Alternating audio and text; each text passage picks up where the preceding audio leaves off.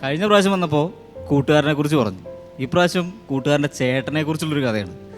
അപ്പോൾ നമ്മൾ കലാകാരന്മാരെല്ലാവരും ഏറ്റവും കൂടുതൽ അടുത്ത് ജീവിക്കുക എന്ന് പറഞ്ഞു കഴിഞ്ഞാൽ അച്ഛൻ, അമ്മ, ഭാര്യ, അത് കഴിഞ്ഞാൽ സ്റ്റേജും പിന്നെ നമ്മുടെ മൈക്കുമാണ്.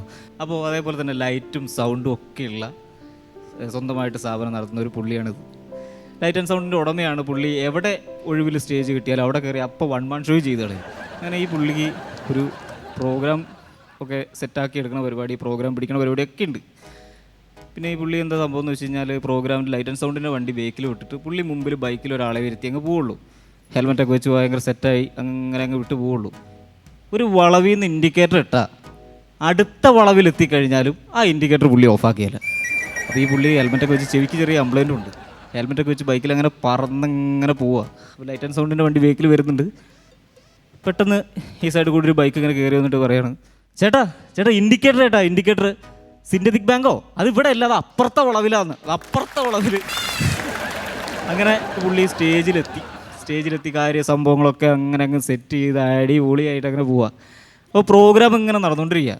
അപ്പോൾ ഈ പുള്ളീൻ്റെ കൂട്ടത്തിൽ പുള്ളി പറഞ്ഞു, ചേട്ടാ ഇത്രയും വലിയ ആർട്ടിസ്റ്റുകളൊക്കെ വന്നതല്ലേ, അപ്പോൾ ഈ ഇവരെ കൂടെയൊക്കെ നിന്നൊരു ഫോട്ടോ എടുക്കാൻ നമുക്കൊരു അവസരം എപ്പോഴും കിട്ടില്ലല്ലോ, അപ്പോൾ ഫോട്ടോ എടുക്കാം. അപ്പോൾ സ്റ്റേജിൻ്റെ ഗ്രീൻ റൂമിലേക്ക് വരുന്ന വഴി അപ്പം ലാലേട്ടൻ്റെ ഫിഗർ ചെയ്യുന്ന ഒരു ആർട്ടിസ്റ്റ് ഈ ഇവരെ കൂടെ ഉണ്ട്.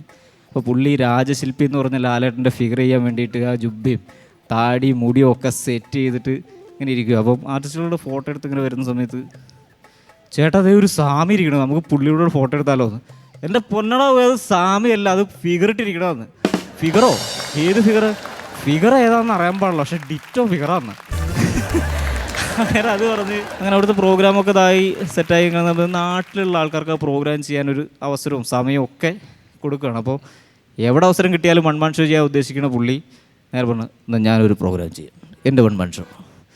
ഭയങ്കരമായിട്ട് കയറി സംഭവമൊക്കെ ചെയ്ത് മൈക്കൊക്കെ ചെയ്ത് ഹലോ ഡിസ്ട്രിക്ട് ഹലോ. അപ്പോൾ ഈ സംഭവം ചെയ്യുമ്പോൾ എനിക്ക് നിങ്ങളുടെ ആവശ്യം കൂടി ഉണ്ട് കേട്ടോ, ചേട്ടാ എല്ലാവരുടെ ആവശ്യമുണ്ട്. അപ്പോൾ പുള്ളി വൺ മാൻ ഷോ എന്ന് പറഞ്ഞ് ചെയ്യുന്ന DJ ആണ്. അപ്പോൾ DJ ചെയ്യുമ്പം ഈ DJ ചെയ്യുന്നതിൻ്റെ ഇടയ്ക്ക് അവിടുന്ന് കൂവണം. അതാണ് കേട്ടോ പുള്ളി ചെയ്യുന്ന സാധനം. അതായത് വൺ മാൻ ഷോ. അപ്പോൾ നിങ്ങളെല്ലാവരും ശ്രദ്ധിക്കുക, എൻ്റെ വൺ മാൻ ഷോ.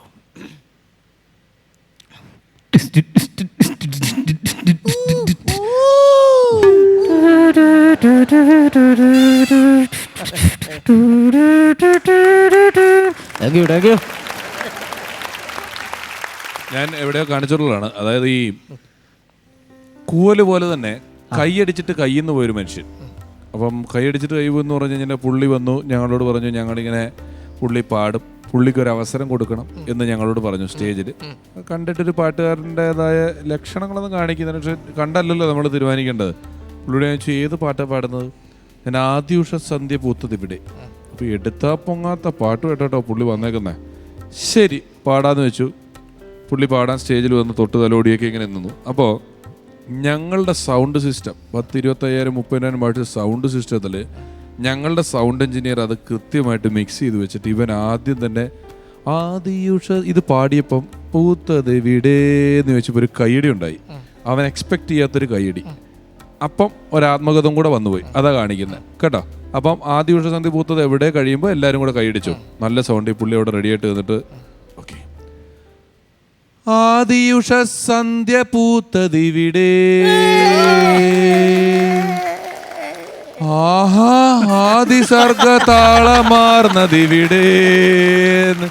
ഒരാഹ ആത്മകഥം കൂടെ കയറിയങ്ങ് വന്നവൻ്റെ പ്രോഗ്രാം പാട്ട് പാടുന്നതിൻ്റെ ഇടയിൽ ഇങ്ങനെ ആൾക്കാർ പറയുമല്ലോ, നാടകമൊക്കെ ഏൽപ്പിച്ചിട്ടുണ്ടെങ്കിൽ പറയുന്ന നമ്മളുണ്ട്. നാടകത്തിൻ്റെ ആൾക്കാർ വരുമ്പോൾ പരിപാടി നിങ്ങൾ നിർത്തിക്കോണം, കാരണം നാടകത്തിൻ്റെ ആൾക്കാർക്കുള്ളതാണ്. അപ്പോൾ വടകര വരതേൻ്റെ പരിപാടിയാണ് നാടകം. അപ്പോൾ ഒരു പുള്ളി പാടാൻ വേണ്ടി സ്റ്റേജിൽ ഇങ്ങനെ കയറി പാടുകയാണ്.